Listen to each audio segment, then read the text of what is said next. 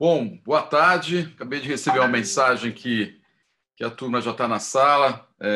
Eu queria muito agradecer as pessoas que estão aqui na mesa, antes de mais nada, que isso é uma iniciativa da Bionexo em tentar colaborar em trazendo gente muito preparada para contar diferentes ângulos do momento do Brasil, seja do ponto de vista da macroeconomia, seja do ponto de vista do próprio índice que a FIP e a Bionexo têm gerado para ajudar a nortear políticas do Brasil, seja também do desafio dos hospitais brasileiros em conseguir manter os custos variáveis sob controle, seja também da indústria em conseguir produzir a necessidade do mercado brasileiro num momento tão difícil.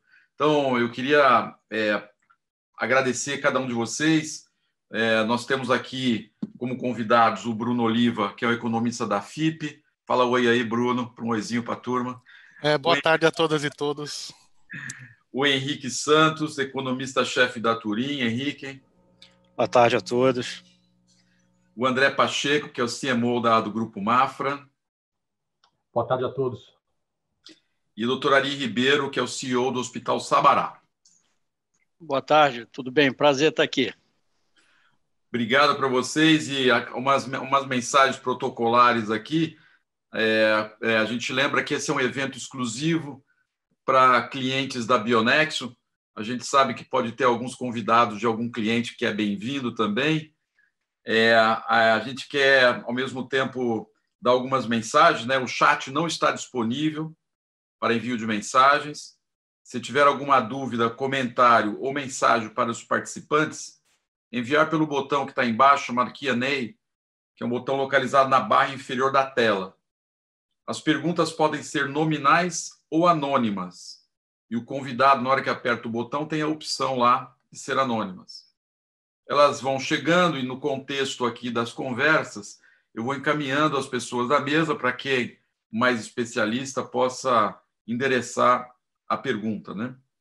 Todas as perguntas serão anotadas pelo time de comunicação e vocês receberão, de alguma maneira, uma resposta, caso nós não tenhamos tempo de responder aqui. Bom, dito isso, eu queria já pôr a bola rolando e dizer que a FIP fez um projeto incrível com a Bionexo. A Bionexo, nos últimos 20 anos, vem aprendendo como produzir dados de qualidade, né?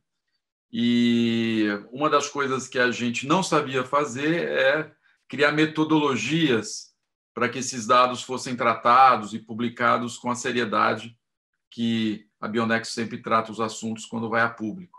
E a gente escolheu a FIP, e o Bruno vai contar um pouquinho, não só a construção desse modelo, desse índice que a Bionexo e a FIP produziram juntos, né? Mas também anunciar o índice deste mês. Então, os clientes da Bionexo, nesse momento, estão tendo o privilégio, quem está aqui, de ver qual foi o mês passado, o mês de novembro, o impacto nos preços de medicamentos no Brasil.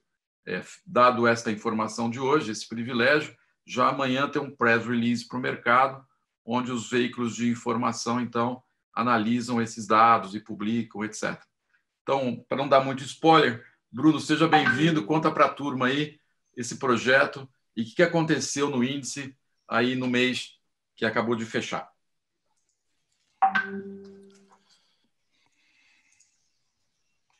Um instante.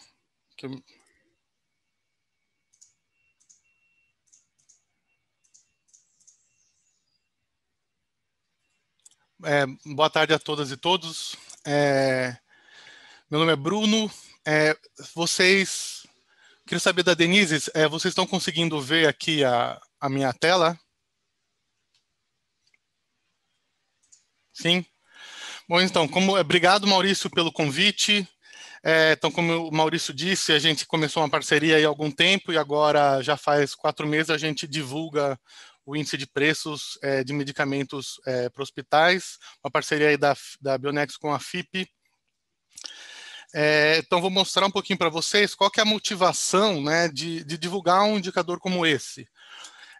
Do ponto de vista da FIP, o papel institucional da FIP, entre outros, é divulgar informação para que o mercado funcione da melhor forma possível, né? A gente acredita que quanto mais e melhor informação existir no mercado, melhores são as tomadas de decisões dos agentes envolvidos, sejam produtores, vendedores, o público em geral, e aqui em particular a gente está divulgando aí um índice de preço para hospitais, que é algo inédito aqui no Brasil, né? Embora tivesse algumas iniciativas de tabela de preço, enfim, o índice com essa abrangência, essa qualidade de dados ainda não existia, né? Só para ter uma ideia da importância da informação para a melhor tomada de decisão dos mercados, eu vou dar um exemplo aqui da FIP, né, da própria casa. A gente divulga, vocês certamente já ouviram falar, a tabela de preço de veículos, né? Então, quem já comprou um carro, bateu um carro, certamente já se deparou com a tabela FIP. Imagine você, quer dizer, antes de existir um preço de referência para preços de automóveis, no caso de haver algum sinistro entre automóveis, ficava uma briga, né, entre o segurado e a seguradora sobre qual o valor que deve ser ressarcido. E isso gerava certamente muito conflito judicial, o que é ineficiente do ponto de vista econômico e acaba gerando custos jurídicos, enfim, e ineficiências. Então, na medida que se tem um valor de referência, no caso aí da tabela FIP de veículos, essas incertezas foram pacificadas e a tabela passou a ser uma referência que todos concordam, isso pacifica o mercado. Isso é só para ter uma ideia da importância que a informação tem, né?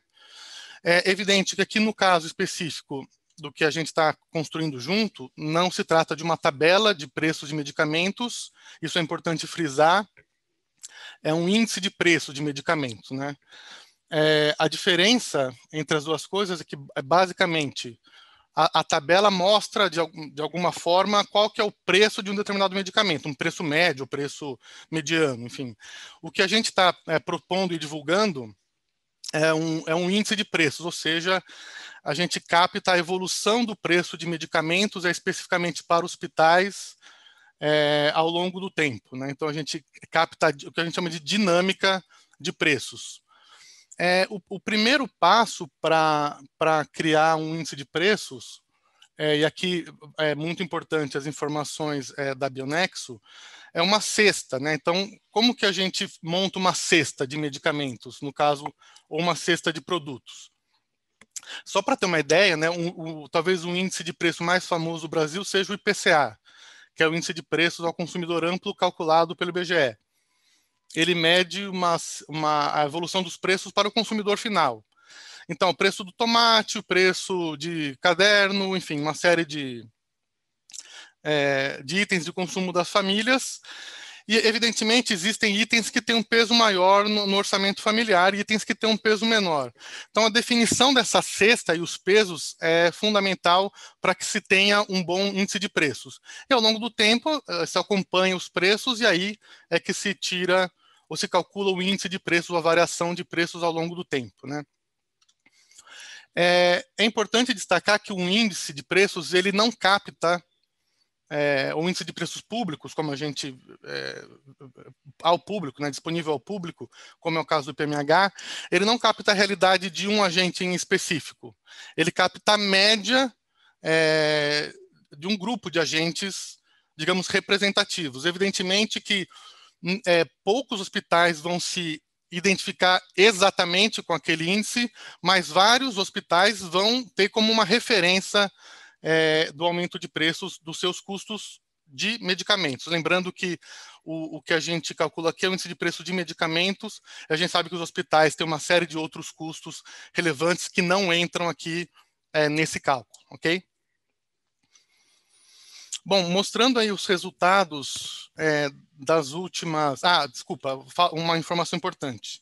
Todos os meses, ainda da metodologia, todos os meses nós da FIP recebemos os dados da Bionexo de transações de medicamentos na plataforma. Evidentemente, esses dados são todos anonimizados, de modo que a FIP não tem qualquer conhecimento sobre quem vendeu, quem comprou aqueles itens pelo preço especificado. Então, a gente recebe os dados de forma anônima e os manipula com o intuito de calcular esse índice. Tá? O nosso índice aqui tem uma vantagem sobre outros índices, como, por exemplo, o IPCA, que, como a gente tem as transações de forma muito rápida, então, acaba o mês, no dia 2, a gente já tem as informações de transações, a gente consegue captar a mudança do consumo dos hospitais de forma frequente. Por exemplo, o IPCA, os pesos são ajustados a cada pesquisa de orçamento familiar, que é feita mais ou menos a cada 7 anos.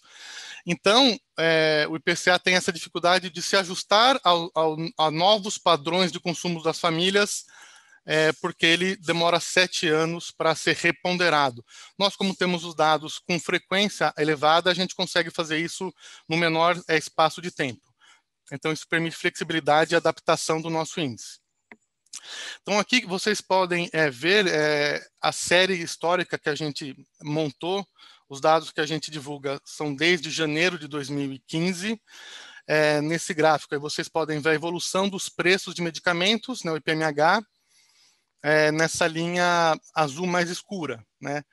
E a gente tem como referência dois outros índices de preço, que é o IPCA, esse que a gente sobre o qual a gente falou há pouco, e também o IGPM da Fundação Getúlio Vargas.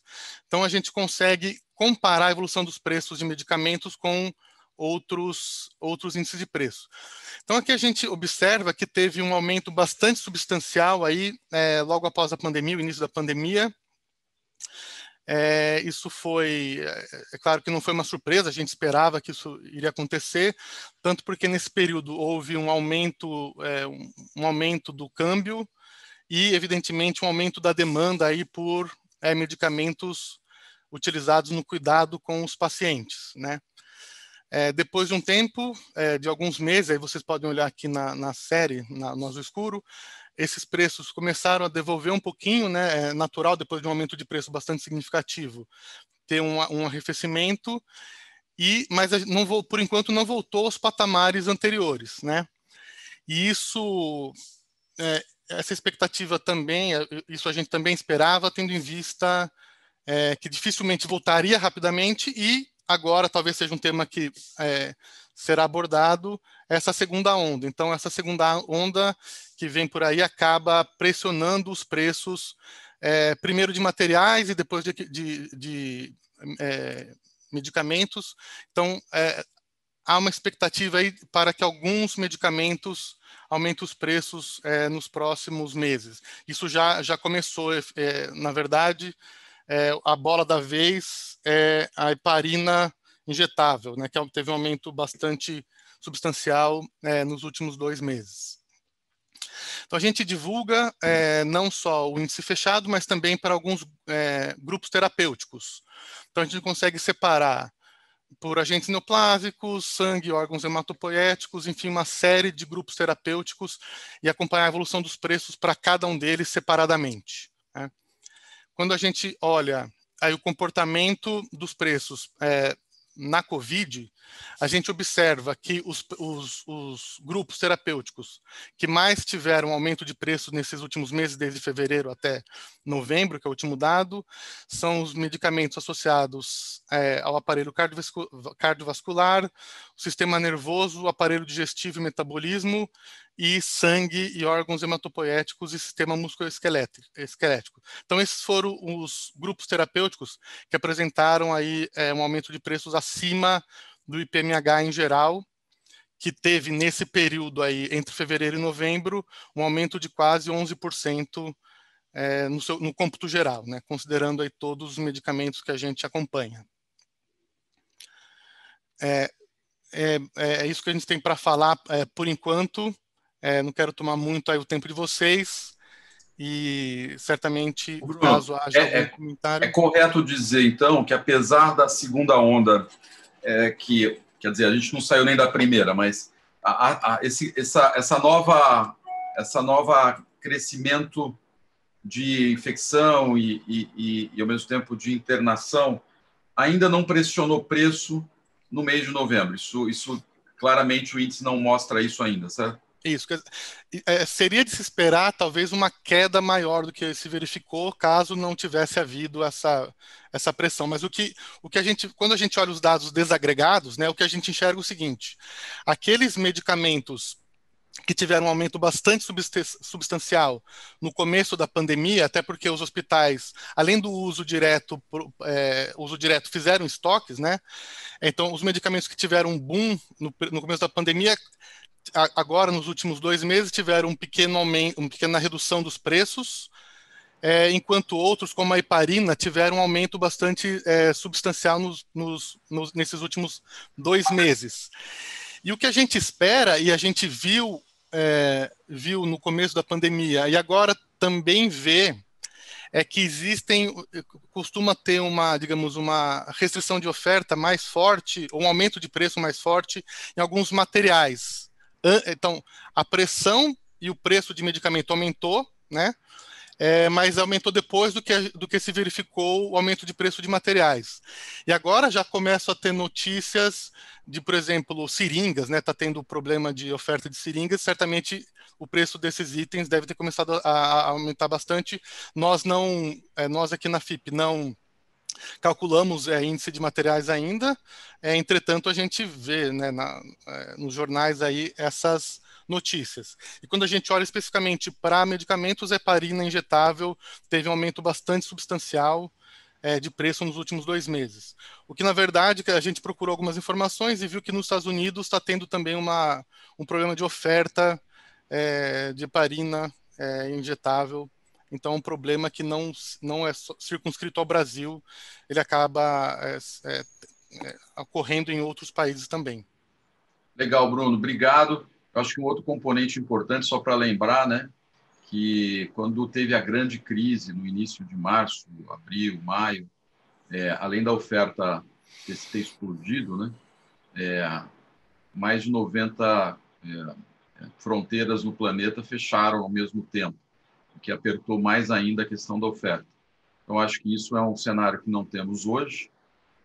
E também temos um cenário, pelo menos tem uma tendência, acho que agora o Henrique vai poder contar um pouco, porque é bom lembrar, Henrique, que a indústria farmacêutica e a indústria de insumos no Brasil é altamente dependente de importação. Portanto, na medida que o dólar se movimenta como se movimentou no início da crise, isso seguramente se associou à questão de demanda. E agora, neste momento, exatamente neste momento, vocês têm percebido que o dólar deu uma recuada, provavelmente equilibre aí um pouco esse componente no custo. Mas vamos ouvir o Henrique, então. Henrique, se você pudesse apresentar novamente, contar até da Turim, as pessoas conhecem pouco a Turim, a importância da Turim do ponto de vista no mercado brasileiro, e depois você, por favor, contar os cenários para quem está assistindo a gente aqui do ponto de vista macroeconômico. Muito obrigado por ter vindo, viu, Henrique? Claro, obrigado a você, Maurício, pelo convite. Boa tarde a todos. Só rapidamente me apresentar. Meu nome é Henrique, eu sou economista-chefe da Turim. A Turim é um family office estabelecido no Rio de Janeiro, já está operando aí há cerca de 20 anos. Nós fazemos a gestão dos ativos líquidos de clientes de alta renda. Temos escritório também no Rio, São Paulo e escritório em Londres desde 2016. Então, depois dessa breve introdução, a ideia aqui é passar um pouquinho do cenário de Brasil, cenário econômico focado em Brasil, e antes eu acho que é muito difícil não pincelar também o que aconteceu nesse ano tão atípico e que não foi exclusivo só nosso, que é a própria, enfim, a questão da Covid, né? Então, antes de a gente entrar em Brasil, que eu acho que é onde está a parte mais substancial da apresentação, esse foi um ano extremamente atípico em termos de, por razões óbvias, né, em termos de atividade, com o choque que a gente teve na Covid em março e abril, onde foi o auge do impacto econômico. E também foi um ano que a gente teve respostas de política econômica, tá, seja monetária ou política fiscal, sem precedentes. Então, aqui só para exemplificar a evolução da doença em alguns blocos geográficos, a gente já teve segunda onda na Europa, que a gente vê aqui na linha verde aqui à esquerda, já tivemos segunda onda, na verdade estamos tendo uma espécie de terceira onda nos Estados Unidos, e estamos tendo agora no Brasil, ainda o Maurício comentou, a gente está ainda no meio de uma primeira onda muito duradoura, e que agora está tendo essa ressurgência, o número de casos voltando a acelerar. A resposta de política econômica que eu comentei, e ela foi sem precedentes, a gente pode ver isso por alguns ângulos. Tá? Eu acho que talvez o ângulo mais relevante tenha sido a resposta de política monetária. Então, você teve os bancos centrais mais relevantes do mundo, né, o Banco Central americano, o Banco Central europeu, todos fazendo estímulos numa magnitude, numa velocidade de reação também inédita, fazendo os quantitative easing, ou seja, fazendo injeção de liquidez. Isso também foi seguido na parte fiscal. Então, todos esses mesmos países aqui fizeram estímulos fiscais muito significativos. A gente já vai entrar num momento no Brasil, mas aqui também não foi muito diferente. A gente cortou bastante a taxa de juros para a nova mínima histórica de 2% e fez estímulos fiscais também numa magnitude não desprezível. Tá? A gente já vai abordar isso. Entrando agora mais especificamente em Brasil, o que a gente observou nos números de atividade foi uma recuperação nessa nomenclatura que foi conhecida como recuperação em V. Ela não é muito diferente do que aconteceu nesses outros países que também fizeram programas de gastos fiscais muito robustos, né, e monetário também, como a gente viu no slide anterior, mas com uma característica que aqui no Brasil tem, que é muito parecida com o que a gente teve no resto do mundo, que é uma recuperação do mercado de bens muito mais rápida do que a recuperação no mercado de serviços. Então, por exemplo, se a gente olhar aqui essa linha verde, essas são as vendas no varejo. Então, isso aqui são itens que podem ser comprados, a pessoa sem sair de casa, pode pedir pela internet. Então, depende muito menos de contato social do que é da parte de serviços, que é a linhazinha que está aqui na parte de baixo desse gráfico. Aqui está tudo normalizado para 100 no início do ano, de 2020. Então, a gente já pode ver como para alguns segmentos de atividade, como a venda de bens, né, as vendas no varejo, a gente já está operando desde meados do ano num nível 5%, quase 10% acima do que a gente vinha operando no pré-Covid.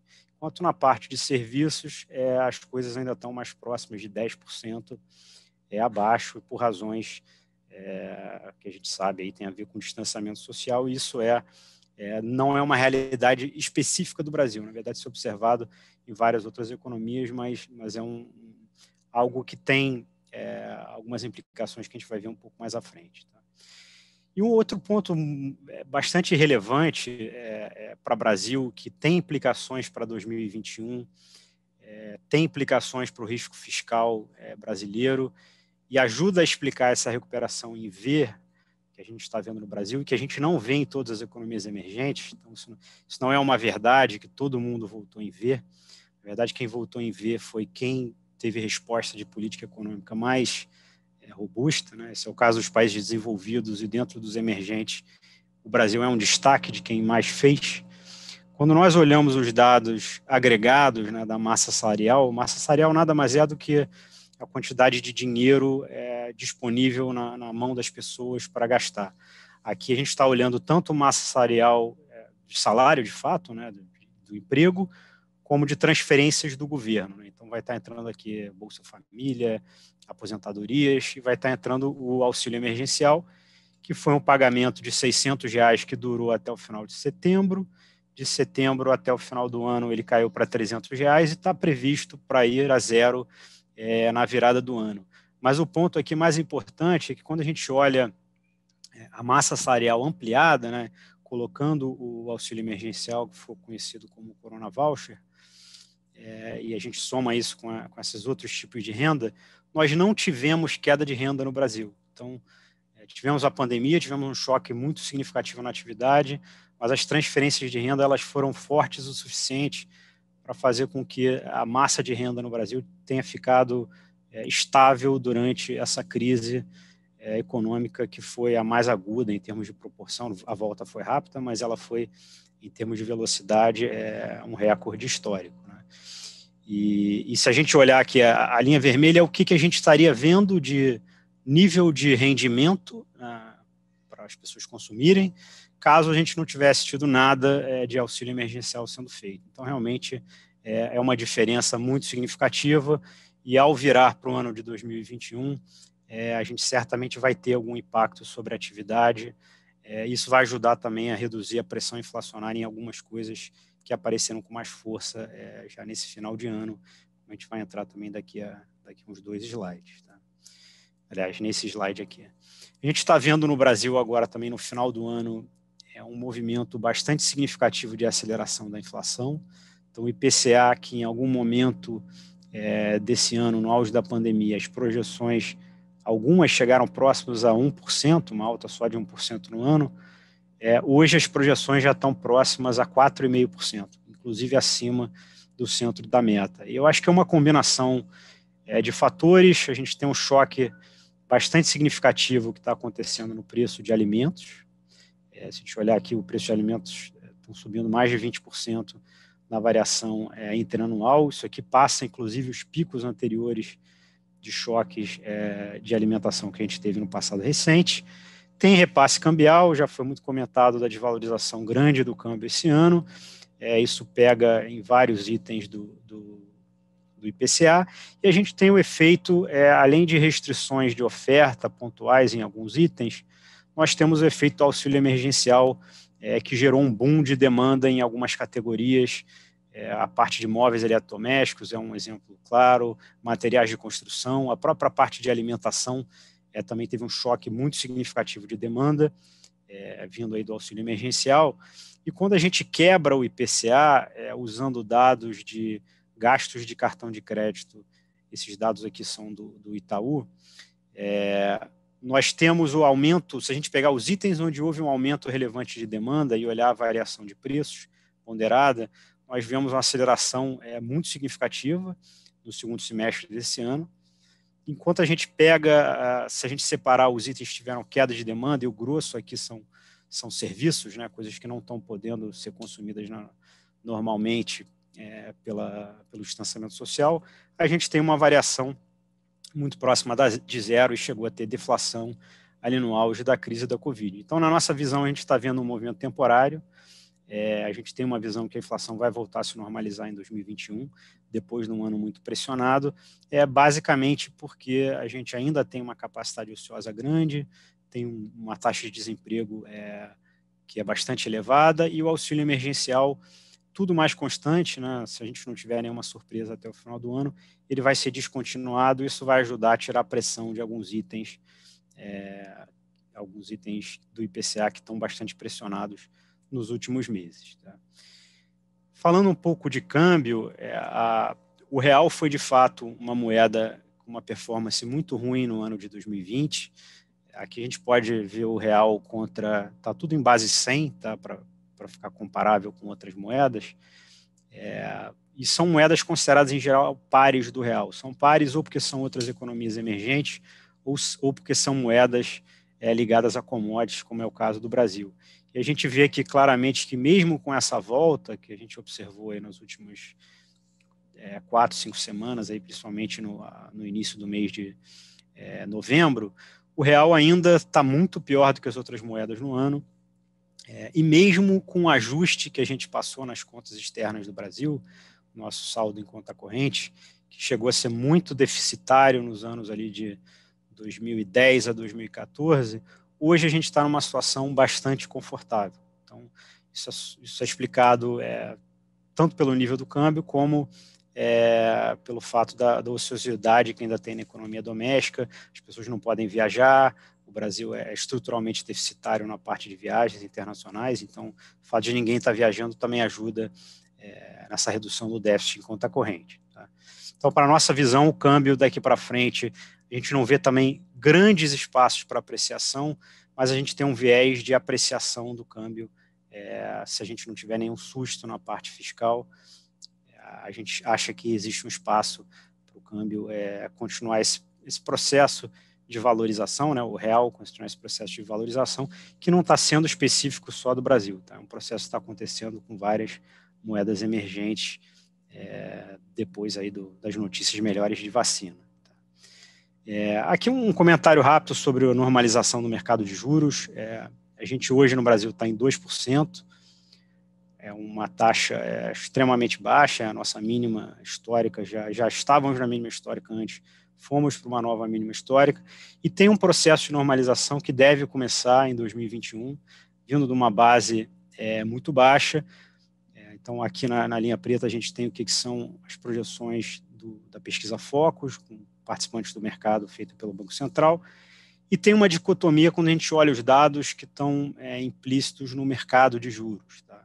Se a gente for pegar um título público hoje, ele vai estar embutido uma alta de juros muito mais alta do que é esperado pelos participantes dessa pesquisa, e a principal razão disso, que eu vou fechar no próximo slide, é o risco fiscal. Né? O Brasil, por ter feito bastante coisa durante a pandemia, sem discutir o mérito, os efeitos sobre a atividade foram significativos, então conseguiu-se evitar o pior para a atividade, mas ao custo de aumentar ainda mais a fragilidade fiscal que já era existente. Então, o Brasil hoje é um país que deve terminar o ano com uma dívida PIB próxima a 95% do PIB.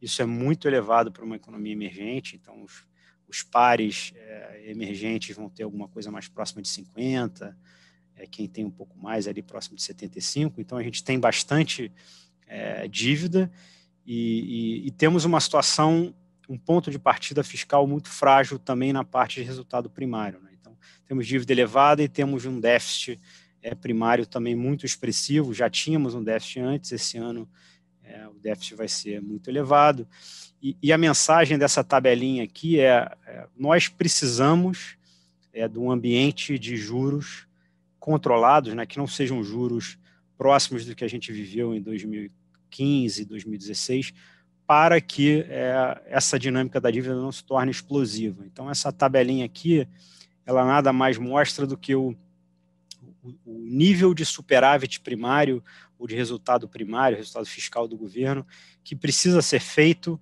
por uma combinação de taxa de juros real e de crescimento do PIB. Então, se a gente trabalhar com o crescimento aqui na perpetuidade, tá, em torno de 2%, por exemplo, se nós tivermos uma taxa de juros real de 4%, nós teríamos que fazer 2% de superávit primário. Hoje, nós estamos partindo, esse ano vai ser alguma coisa como menos 12%, né? Então teria um esforço gigantesco a ser feito, mas muita coisa nesse ano é temporária, mas ano que vem já as projeções estão em menos 3%, então você teria que ir de menos 3 para mais 2, que é um esforço muito significativo. Então, a mensagem aqui nós precisamos continuar no trilho nas questões de endereçar a sustentabilidade da dívida. O que foi feito esse ano está feito, é importante olhar para frente, e nós ainda estamos numa situação de fragilidade não desprezível, e esse ambiente de juros baixos é a ponte que tem nos permitido continuar, que vai nos permitir, né, continuar até as reformas de fato serem implementadas. Com isso eu encerro aqui, acho que eu não sei, estourei muito meu tempo. Henrique, tá bem claro. Só uma pergunta antes de seguir. Pelo cenário, como é que você avalia a chegada da vacina para 21 do ponto de vista macroeconômico do Brasil? Se você puder fazer um sumário, o que você está vendo aí para 21? Ótimo. Bom, a vacina é muito importante no Brasil, em particular, por duas razões. Para o mundo inteiro, para a recuperação econômica, os impactos são óbvios, né? E eu acho que no Brasil a grande diferença é que, como nós não temos capacidade de manter mais estímulos fiscais, e o mundo desenvolvido tem essa capacidade, e já anunciou e vai fazer isso, os Estados Unidos vai continuar, a Europa vai continuar. No Brasil, se a gente tivesse eventualmente um atraso da vacina para o segundo semestre, por exemplo, eu acho que ia ficar muito difícil segurar a pressão por extensão do auxílio emergencial. Se esse fosse o caso, eu acho que nós entraríamos numa espiral fiscal muito negativa e com impacto sobre câmbio, inflação e atividade. Então, para o Brasil, vai ser muito importante se a gente conseguir ter um plano de vacinação já ganhando escala no primeiro trimestre do ano que vem, para que essa substituição, a demanda que vai se reduzir pelo fim do auxílio emergencial, a volta do consumo de serviços é muito importante no primeiro trimestre, e aí que entra a vacina para equacionar essa questão. Mas eu só gostaria de ressaltar que no Brasil é muito relevante, eu diria até mais esse segundo aspecto de evitar mais alguma aventura fiscal que não caberia na nossa conta. Então, a vacina foi uma notícia muito positiva aqui para a gente. Obrigado, Henrique. Está ótimo. O André, vocês estão na ponta produzindo, importando, fornecendo. Nós estamos em 9 de dezembro, né? Quando você foi lá levantar o plano para os acionistas lá para a turma do DNA, o que você mostrou? O que a companhia está mostrando para 21 que a gente precisa saber aqui, que seja público, né? Que não precisa ser confidencial. Como é que vocês estão olhando o 21? Porque daqui a pouco o Ari precisa saber disso para ele planejar os hospitais dele. Tá bom, Maurício.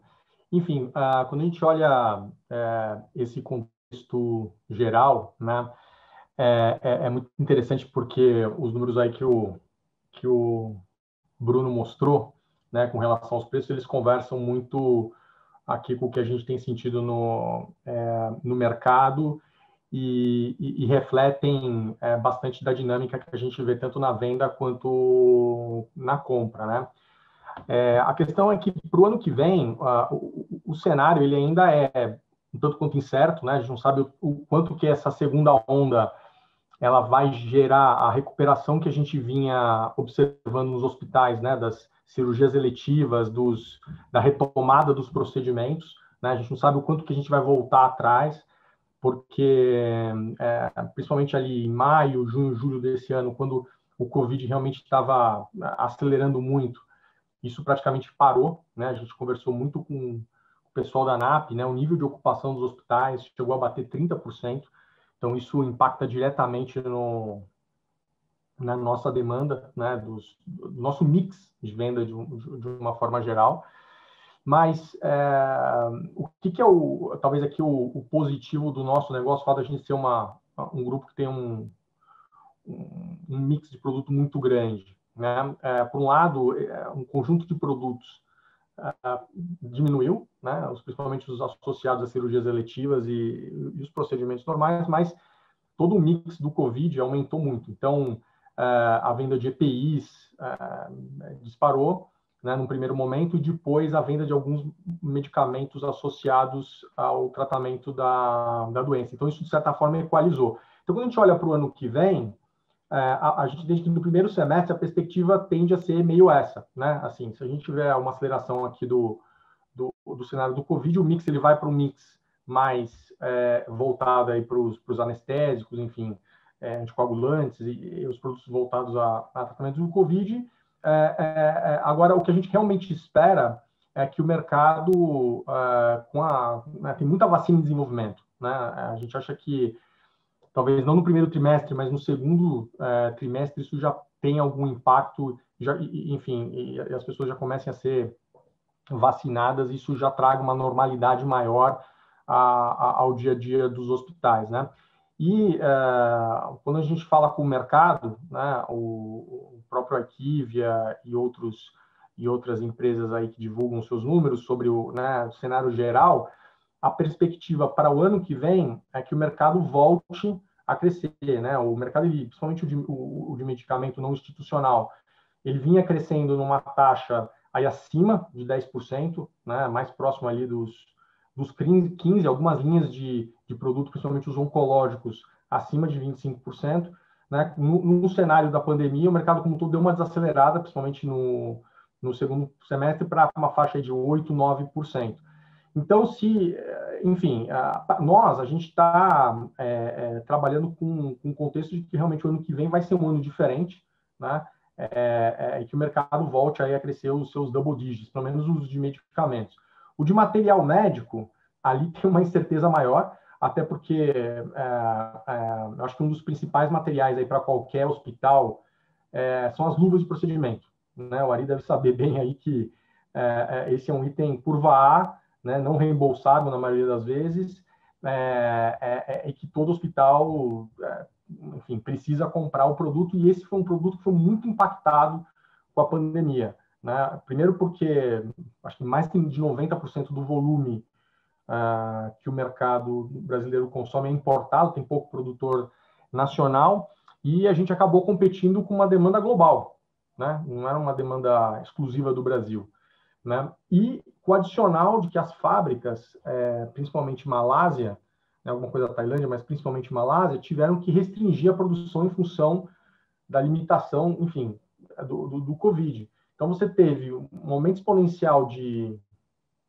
demanda global, você teve um aumento de custo, né, nesses clusters, no cluster lá da Malásia, que abastece o mundo inteiro, e você teve o dólar, né? Então, foi um triple hit no mercado que é extremamente sensível à oferta, então isso levou os preços muito para cima. A gente não está vendo o cenário regularizar, pelo menos no primeiro semestre, né? As fábricas voltaram a fechar lá na Malásia, e ainda o governo tirou o imposto de importação, talvez volte agora no primeiro semestre, está uma discussão em cima disso, também vai afetar o custo do produto, e isso pode realmente encarecer bastante o dia a dia dos hospitais. Mas do lado dos outros EPIs, né, por exemplo, máscara, os aventais, a gente não vê uma dificuldade tão grande de aumentar a produção, né? A própria Kremer começou a produzir máscara, a gente está querendo aumentar, e a indústria, de uma forma geral, reagiu muito rápido ao aumento de demanda, né? Então, depois de abril, o mercado foi inundado com esses produtos, e os preços caíram bastante, não voltaram ao que eram, né, em função até do que aconteceu com o câmbio e custo de produção, mas está com uma diferença menor, né, do pico do que, por exemplo, a luva. E nos medicamentos de Covid, eu particularmente acho que a gente não vai voltar a ter um pico de preço tão grande como tivemos lá no início, porque a indústria, de certa forma, conseguiu redirecionar um pouco o mix de produção, e quando teve aquela queda, eles conseguiram criar algum estoque, né? Porque o problema, acho que da nossa cadeia de valor de produtos para a saúde, de uma forma geral, é que ela precisa operar com uma capacidade ociosa limitada, né? Porque o custo é muito importante para você ser competitivo. Então, você tem uma oscilação muito grande de demanda, o que você tem de capacidade ociosa não dá conta, né? E acontece o que aconteceu. Mas, do mesmo jeito que demora um pouco para reagir, depois a demanda cai, a indústria não enxerga. Então, ela construiu algum estoque em função disso, então, que deve estar segurando um pouco o aumento de preços, como o Bruno observou. Então, se a gente não tiver uma retomada tão grande do Covid, eu acho que os preços vão continuar altos ali no primeiro semestre, mas não voltam a subir como aconteceu no pico, tá? Então, enfim, eu acho que a perspectiva para o ano que vem é de retomada. Esse ano foi muito difícil, né? Então, principalmente do lado dos hospitais. E agora, acho que o grande ponto de dúvida aqui é com qual mix que a gente vai operar. E a gente está muito próximo, né, tanto dos nossos clientes quanto dos nossos fornecedores, que eu acho que isso é chave, né, ter essa proximidade nas duas pontas, e eu acho que a Bionexo ajuda muito isso também, né, nas iniciativas que a gente tem puxado aí de VMI e outras, para entender como é que está essa demanda, para a gente possa reagir rápido, né, e poder articular, né, na cadeia inteira, para garantir que a gente abasteça o mercado de forma apropriada. Legal, André. Tomara mesmo que o ano que vem para a indústria seja melhor, porque eu acompanhei de perto a pressão, confisco, coisas assim horríveis, e a gente queria as fábricas funcionando, operando, e muitas vezes havendo confiscos aí absurdos no mercado. Muito legal. Ari, como é que você conta, então, os hospitais olhando para frente, Ari? Eu sei que você tem um hospital especializado, mas, ao mesmo tempo, você conhece muito o setor e conversa muito com... Está no conselho da ANAP, enfim, tem muita informação desse mercado, né? Baseado no que você está ouvindo aqui do Henrique, do Bruno, do André, Como é que você está avaliando o 21? Como é que o setor vai responder na continuidade do ano? Como é que é o seu olhar, Ari? Bom, antes de mais nada, Maurício, obrigado aí pela oportunidade de estar participando aqui nessa discussão muito rica e, como sempre, estou aqui aprendendo, né? E vendo um monte de coisa interessante aí que todo mundo mostrou. O que eu vou procurar falar aqui, Maurício, parte em função da experiência específica, dirigindo um hospital pediátrico, que tem suas particularidades, parte é em relação como você falou, essa visão mais ampla. E aí, Maurício, só uma correção, eu não sou mais membro do conselho da ANAP, mas eu continuo sendo o editor do Observatório ANAP. Então, por conta disso, tem essa visão também do panorama dos hospitais ANAP. Aliás, só já aproveitando aqui, Maurício, nós vamos lançar a 4ª nota técnica do Observatório ANAP desse ano, agora dia 15 de dezembro, numa live em que eu e o André Médici, que é um economista que talvez muitos conheçam, é o co-editor comigo, nós vamos fazer uma live do lançamento da 4ª nota técnica. E eu não posso aqui adiantar... Eu vou propor a ANAP que seja um conselheiro emérito, forever, pela sua contribuição. Então. Não, obrigado. Eu não posso aqui adiantar dados da 4ª nota técnica, porque nós vamos lançar, mas algumas coisas eu posso falar. Bom, em primeiro lugar, o ano de 2019, desculpe, o ano de 2020, de forma geral, ele significou para os hospitais, de uma maneira geral, regredir na sua produção e na sua receita. Alguns ao nível de 2018, todos certamente abaixo daquilo que projetou como orçamento para 2020, alguns equiparados a 2019, outros bem abaixo de 2019, como eu disse, chegando até a 2018. Em 2021, a única coisa que se pode dizer hoje é que existe ainda muita incerteza. Nós adotamos, e aí eu vou compartilhar a minha experiência e do conselho ao qual eu respondo. Nós fizemos um orçamento para 2021, mas esse orçamento, na prática, só vale até março. Em abril, nós vamos sentar, definimos as premissas orçamentárias, fizemos até modelagens muito sofisticadas, com simulação de Monte Carlo e tudo mais, para tentar acertar a receita do ano que vem.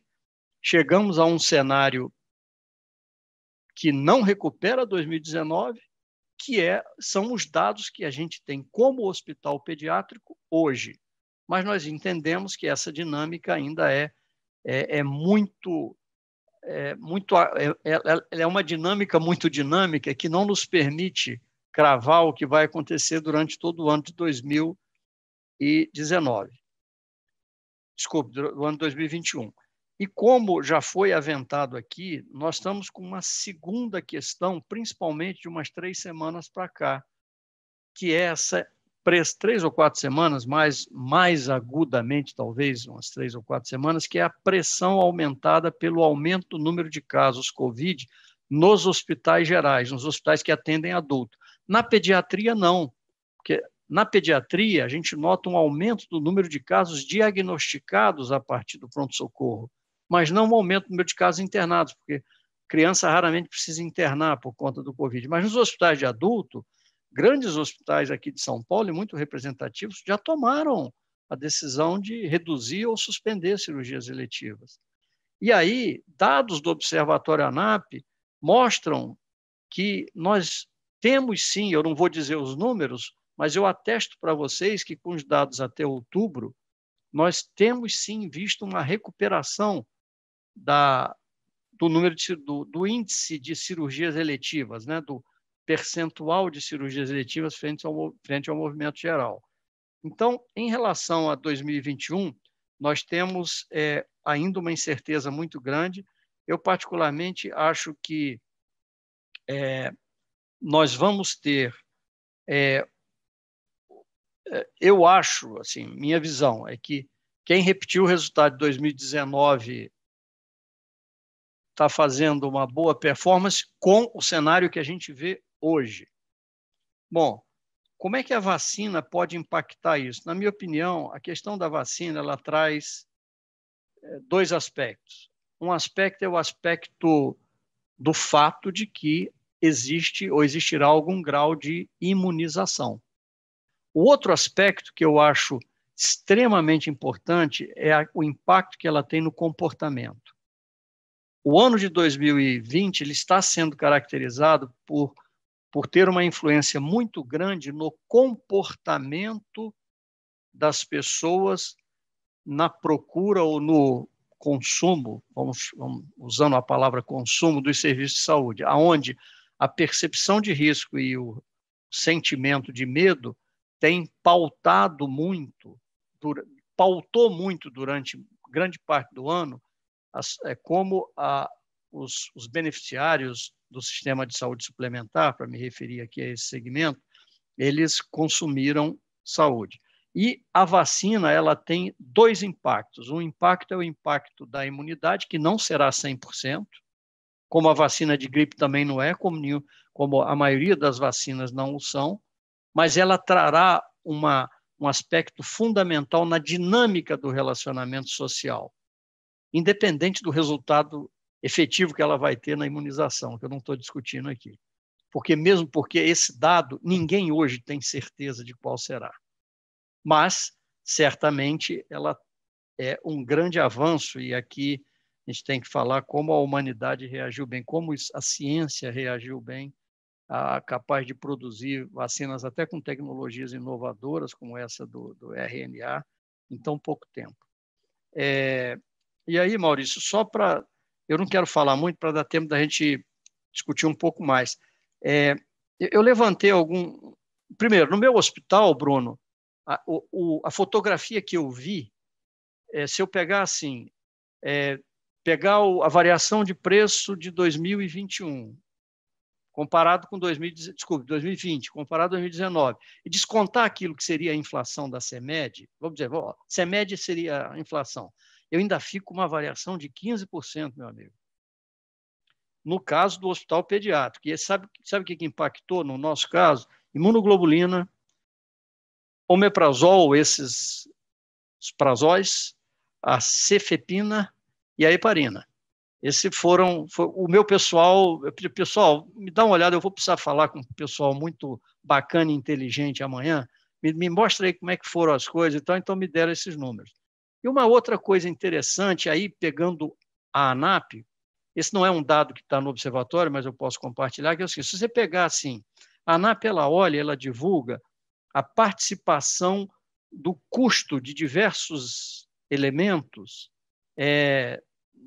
ao longo do tempo. Então, se você pegar qual foi a participação do custo de medicamento no custo total dos hospitais ANAP, de janeiro a outubro de 2019, André, foi 10,7%. Em 2020, 11,3%. Houve um aumento da representatividade. Aí eu falei assim, tá bom, mas 2020, na verdade, terminou em fevereiro, no meio de março, e começou outro 2020. Como é que foi o comportamento entre janeiro e março e abril e outubro? Porque os dados que a gente tem até outubro.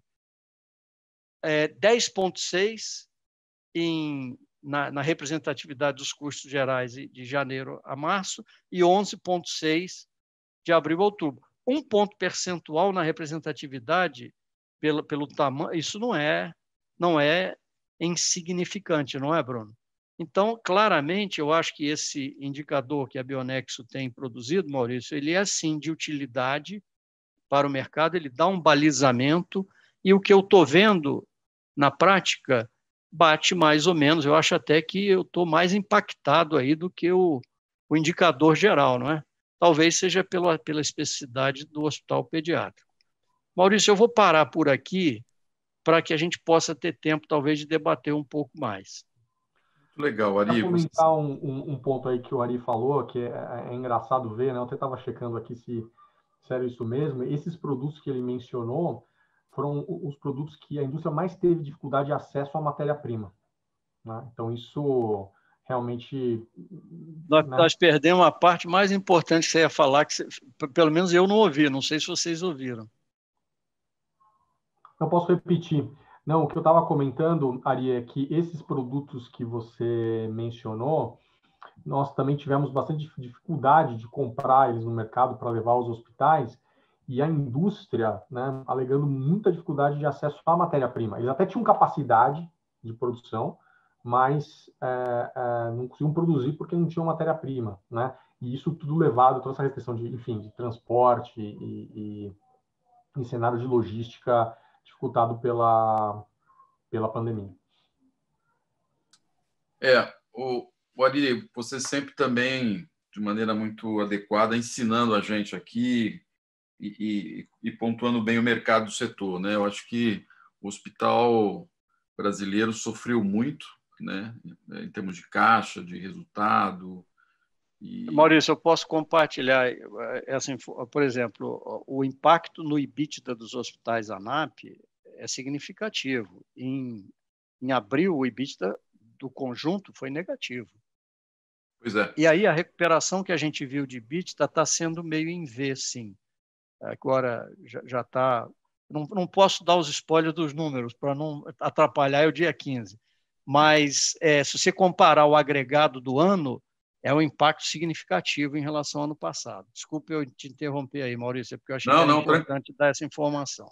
Tranquilo. Tem umas perguntas aqui para a mesa. Eu vou ler a primeira, que vem e pergunta: o risco fiscal deve crescer ainda mais? Isso aí, em tese, impacta o preço na ponta de material e medicamento? Henrique, Bruno, vocês querem comentar? Eu respondo a parte do risco fiscal, depois o Bruno complementa. Assim, na nossa visão, o risco fiscal ele não deve aumentar, na nossa visão, vai permanecer num patamar muito elevado. Eu acho que o risco fiscal ele aumentaria, de fato, se a gente caminhasse para ter uma extensão do auxílio emergencial, que ainda é um risco, mas o cenário que está caminhando, pelas declarações, manifestações, é que isso acabe, de fato, no final do ano. Então, respondendo, não aumenta, mas vai permanecer muito elevado por um bom tempo. Perfeito. Eu acho que o impacto de eventual aumento do risco fiscal aí, mas aí, como foi dito pelo Henrique, que a expectativa é que não haja um aumento significativo, pelo menos no cenário atual, mas caso haja esse aumento, haveria um impacto no preço dos medicamentos via câmbio, né? Se você aumenta muito o risco fiscal, isso tende a desvalorizar o câmbio, que impacta no preço dos medicamentos internamente. Acho que seria esse o mecanismo principal. Ótimo. Essa acho que é para você, André. O custo de distribuição representa quanto do custo de um medicamento, na visão de vocês? Quer dizer, quanto que é lá o percentual do frete da entrega hoje, mais ou menos? Então, esse custo ele varia muito dependendo do medicamento, né? Você tem, por exemplo, medicamentos que a gente chama de alto custo, né? Que são os oncológicos, que em valor unitário superiores a 5, 10 mil reais, que o custo de transporte ele é muito baixo, né? Da ordem de talvez 2%, 3%, dependendo, obviamente, da região e se é um produto de cadeia fria ou não que exige algum tipo de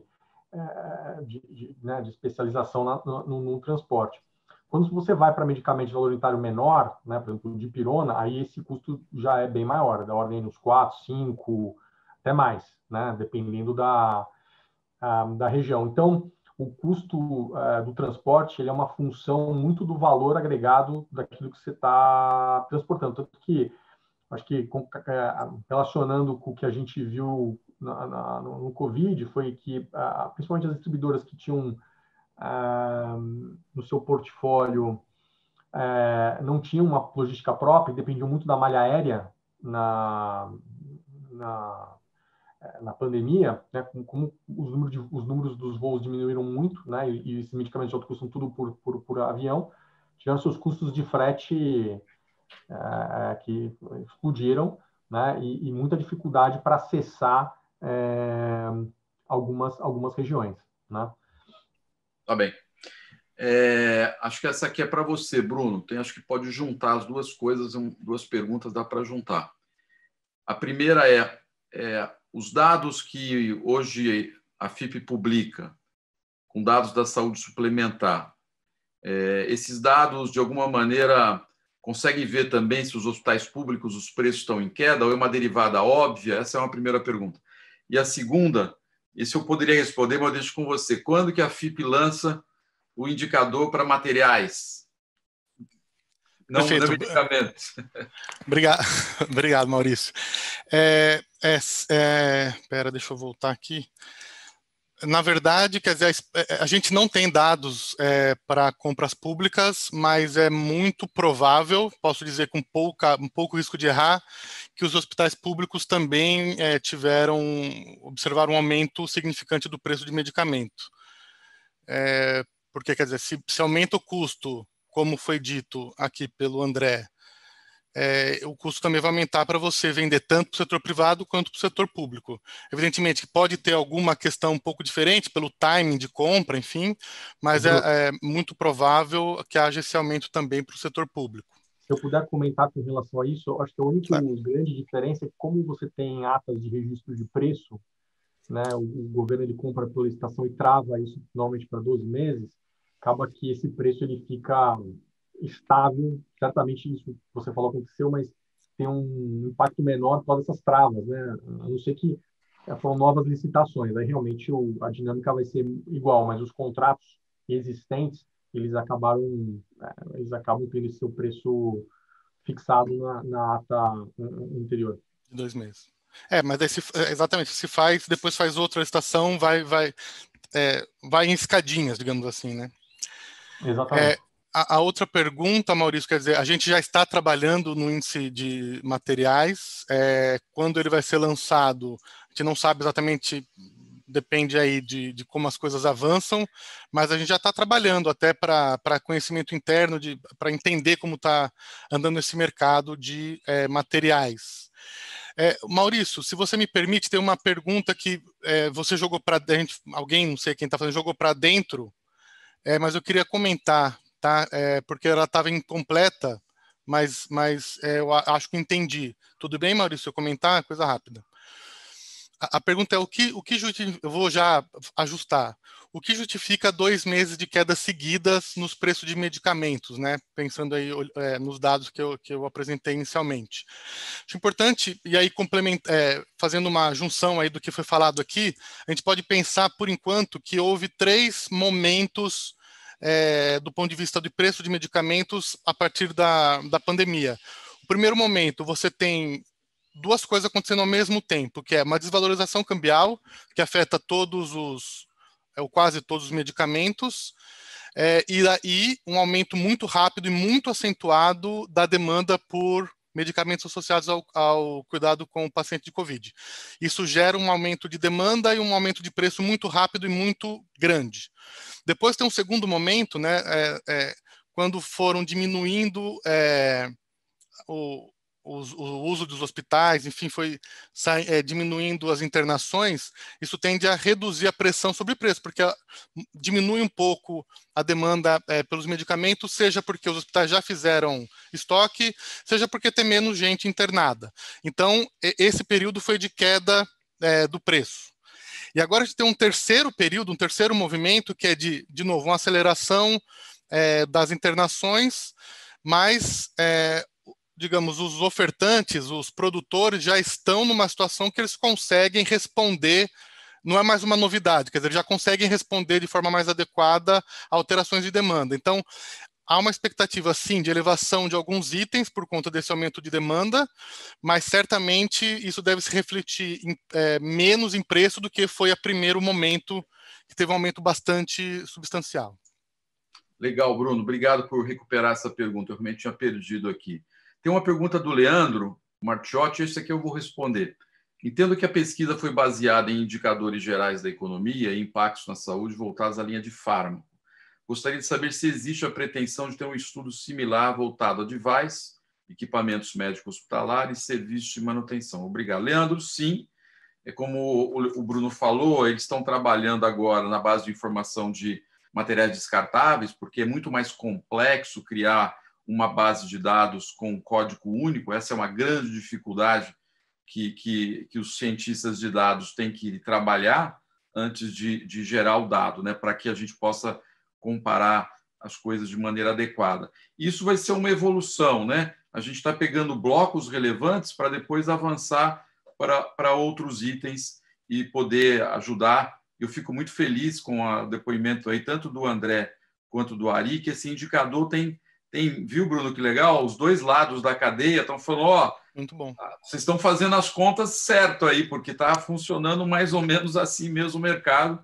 Isso é vamos dizer, um prêmio aí para vocês da FIP de metodologia em aplicação. Eu queria, já resumindo aqui, deixando vocês à vontade para despedir da turma, agradecer em nome da Bionexo vocês estarem com a gente, agradecer as dezenas e 2 centenas de pessoas que estiveram com a gente nesta conversa.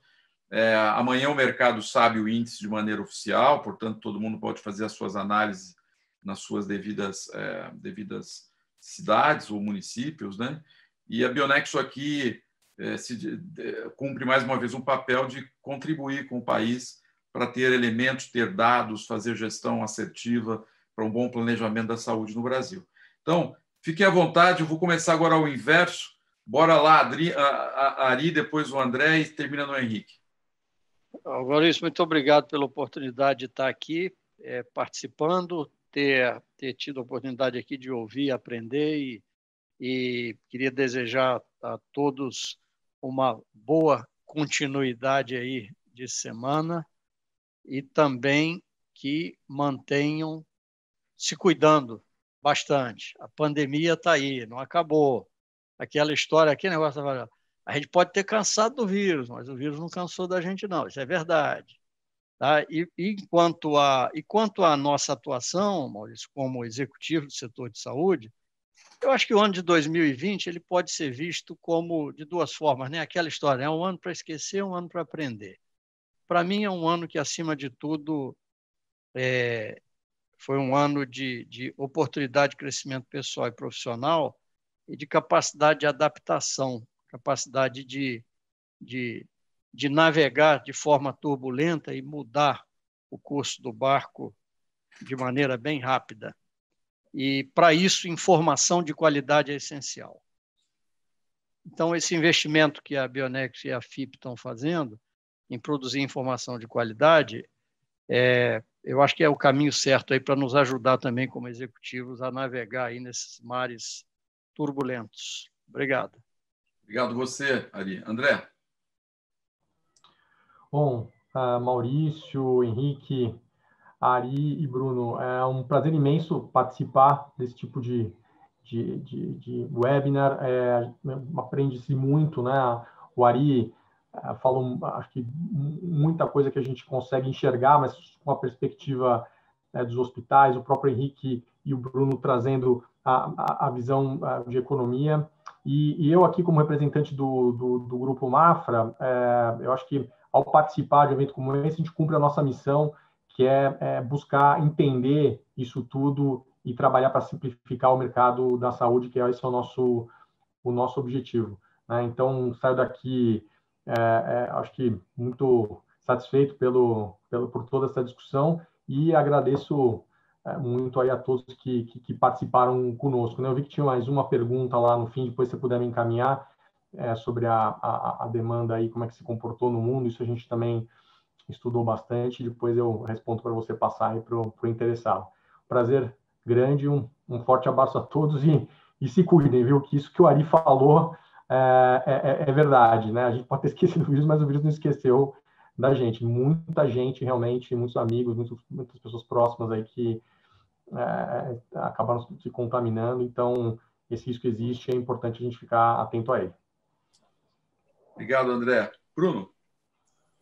Obrigado, Maurício, pelo convite. Obrigado, André, Henrique e Ari, pelas palavras. É sempre importante para nós da FIP que a gente constrói os indicadores, ter um feedback para saber se tudo faz sentido mesmo, ou seja, a frieza dos números aqui foi corroborada pela percepção de quem está no dia a dia do mercado, isso é muito importante. E, de novo, quero reforçar a felicidade da FIP em poder trazer mais informação para o mercado. Essa é a nossa missão institucional e acho que a gente está cumprindo com mais esse indicador, e que também queria agradecer aí o tempo de todos que nos assistiram. Obrigado. Obrigado você, Bruno. Henrique? Obrigado, Maurício, pelo convite. Obrigado aí, André, Ari, Bruno. Muita coisa interessante, muita coisa nova para mim nesse webinar. E agradecer também a todos aí pela participação, e que 2021 seja um ano sem sustos aí como o ano de 2020. Obrigado. Obrigado também. Eu aproveitar aqui minha última fala, agradecer e desejar 2021 com vacina, com a gente voltando à vida normal. E ninguém me convence que a vida é normal assim. Então, por mais que a gente queira fazer poesia, eu já deixei os livros de poesia. O Ari eu amo e ele gosta muito de poesia e eu também gosto. Mas, Ari, de boa, já deu. Eu quero voltar para a rua. Eu quero abraçar vocês. Eu quero voltar para a vida. E não me venham dizer, pelo amor de Deus, eu não quero tomar vacina. Vai tomar vacina sim, porque isso é uma responsabilidade social de todos nós. E quem pensar diferente, a gente vai conversar. A gente não vai brigar, mas a gente vai conversar. Mas na Bionext não vai entrar, já estou avisando. Gente, valeu aí todo mundo. Uma ótima noite para todo mundo. Obrigado.